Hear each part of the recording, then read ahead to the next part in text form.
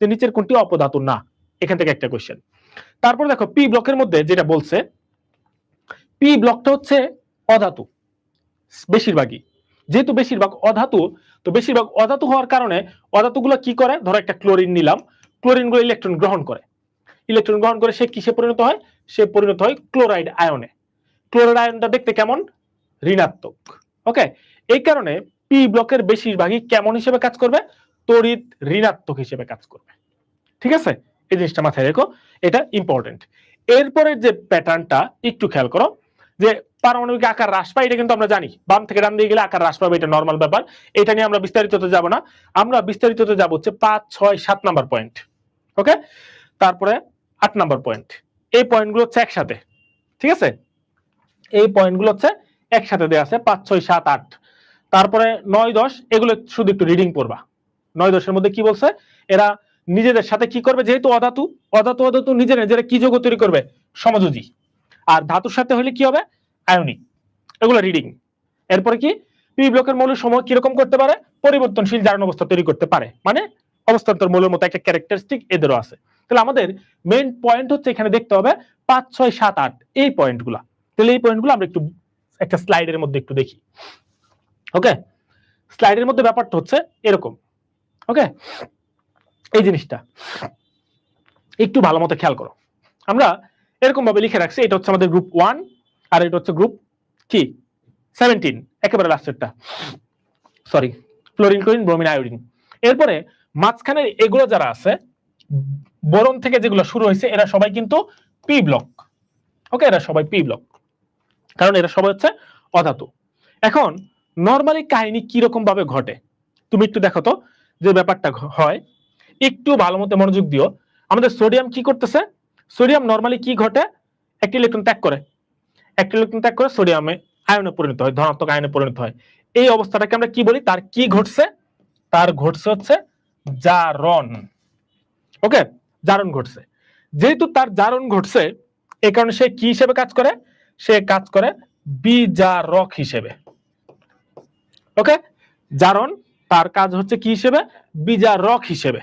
ওকে, এরপরে দেখাচ্ছে সে বিজারক হিসেবে কাজ করবে। এখন আমি যদি জিজ্ঞেস করি তার ক্ষমতা কি হবে, আমি এ নাম্বার অপশনে লিখলাম যে সোডিয়ামের ক্ষমতার নাম হবে জারণ ক্ষমতা, নাকি সোডিয়ামের ক্ষমতার নাম হবে বিজারণ ক্ষমতা, কি বলবা, তার ক্ষমতার নাম কি হবে? এই টপিকটা শেষ করিনি, এই টপিকটার নাম কি হবে, তার নাম কি আমরা বলবো কি, জারণ ক্ষমতা নাকি বিজারণ ক্ষমতা, কি বলবা, একটু ফাস্ট বলো।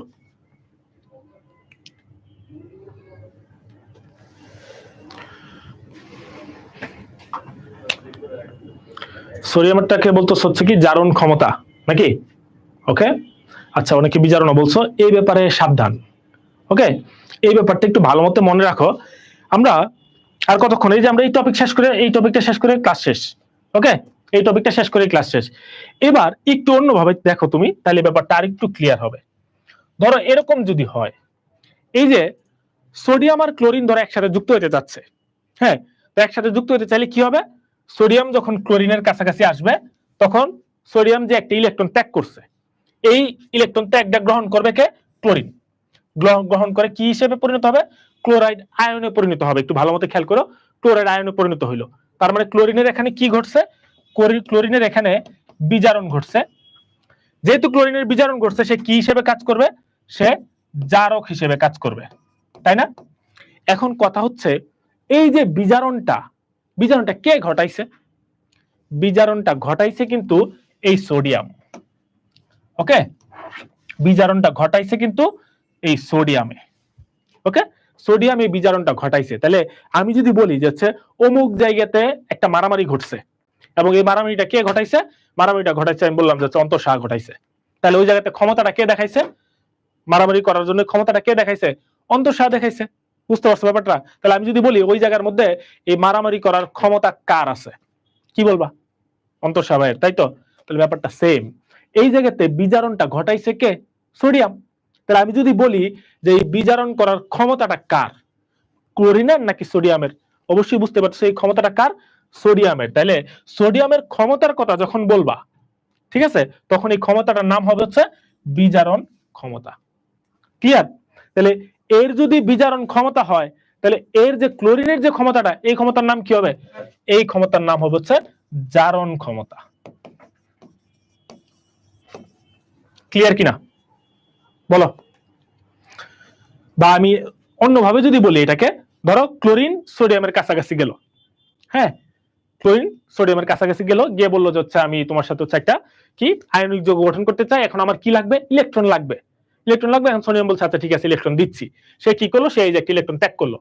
তার মানে কি ঘটছে? সোডিয়ামের জারণ ঘটছে। ওকে, এই জারণটা কে ঘটাইছে? ক্লোরিন এসে ঘটাইছে।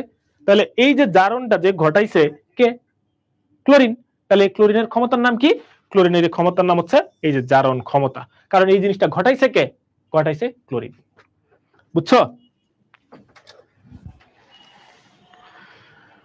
যে কে কি করতেছে এটা হচ্ছে ক্ষমতা। ক্ষমতা হচ্ছে সে আরেকজনের উপর গিয়ে কি প্রভাব বিস্তার করতেছে, এটা হচ্ছে ক্ষমতা। ওকে, তাহলে এখানে সে কি ওর বিজারণ ঘটায় ফেলছে, এই কারণে এর ক্ষমতার নাম হচ্ছে বিজারণ ক্ষমতা, জারণ ক্ষমতা না। ঠিক আছে, জারণ ক্ষমতা না। আর এ কি করছে? এর জারণ ঘটায় ফেলছে। এর কাছে আসার পরে কি করছে? একটা ইলেকট্রন ত্যাগ করছে। তাহলে এর জারণ ঘটছে। আর জারণটা ঘটাইছে কে? ওইদিকের ক্লোরিন। তাহলে ক্লোরিনের ক্ষমতার নাম কি? ক্লোরিনের ক্ষমতার নাম জারণ ক্ষমতা। ওকে, বুঝছো কিনা? ঠিক আছে, এই জিনিসটা যেভাবে বলছি মনে রাখো, তাহলে ক্লিয়ার হবে। এখন তুমি জাস্ট চিন্তা করে দেখো, আমরা এই পার্টটা যেটা দেখছি একেবারে গ্রুপ 17 লিখে রাখছি, এটা হচ্ছে আমাদের গ্রুপ 17, আর এটা হচ্ছে গ্রুপ 18। তাহলে গ্রুপ 18 এর হিসাব বাতিল, আমরা গ্রুপ 17 হিসাব করতেছি। তাহলে ক্লোরিন যত সহজে সোডিয়ামের সাথে বন্ধনে আবদ্ধ হয়, এই পাশে যারা আছে তারা কি সেটা পারে? তারা সেটা পারে না। ওকে, কারণ কি? ক্লোরিনের এই জিনিসগুলো হচ্ছে কি বেশি। বা আমরা যদি সহজ কথায় বলি যে এই গ্রুপ যারা আছে, গ্রুপ 17 যেটা আছে, এটার জারণ ক্ষমতা কিরকম? এদের জারণ ক্ষমতা বেশি। এই কারণ হচ্ছে কি এরা সহজে এই কাহিনীটা ঘটাইতে পারতেছে, জারণটা ঘটাইতে পারতেছে। তাহলে এদের জারণ ক্ষমতা কিরকম? বেশি। এটা থেকে যখন আমি আস্তে আস্তে এদিকে চলে, ওইদিকে তো যাওয়ার রাস্তাই নাই, ওইদিকে আর কেউ আছে? ওইদিকে তো নাই। তাহলে তুমি আস্তে আস্তে এদিকে আসবা। তাহলে আস্তে আস্তে যখন তুমি এদিকে আসতেছ, এদের জারণ ক্ষমতা কেমন হয়ে যাবে? জারণ ক্ষমতা কমে যাবে। কমতে কমতে কমতে কমতে আস্তে আস্তে এই জায়গাতে যখন চলে আসবে, গ্রুপ 1-এ চলে আসবে, তখন কি তাদের আর জারণ ক্ষমতা আছে? তখন তো তাদের আর জারণ ক্ষমতাই নাই। তখন তাদের ক্ষমতার নাম কি? তাদের ক্ষমতার নাম তো অলরেডি কি বিজারণ ক্ষমতা হয়ে গেছে।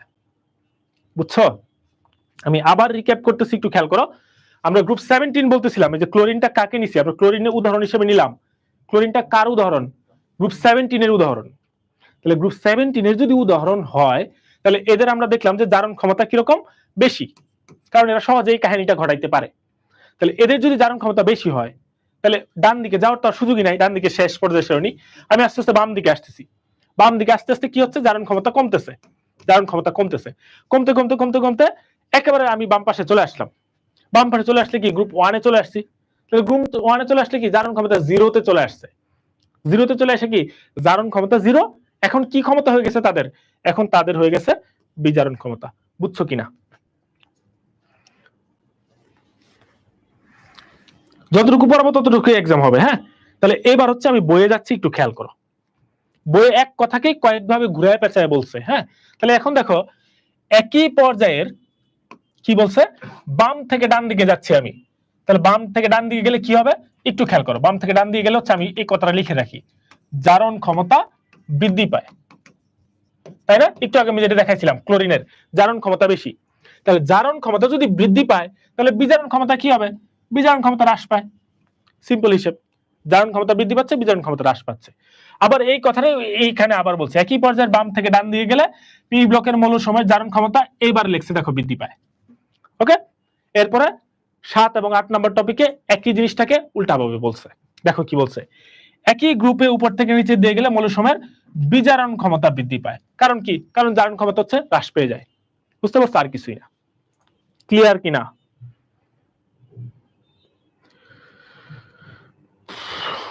ওকে, তুমি উপরের দুইটা পয়েন্টকে মাথায় রাখবা, তাইলে এনাফ। অন্য কিছু দেখার তোমার দরকার নাই, যে বৃদ্ধি পাচ্ছে কখন, হ্রাস পাচ্ছে কখন।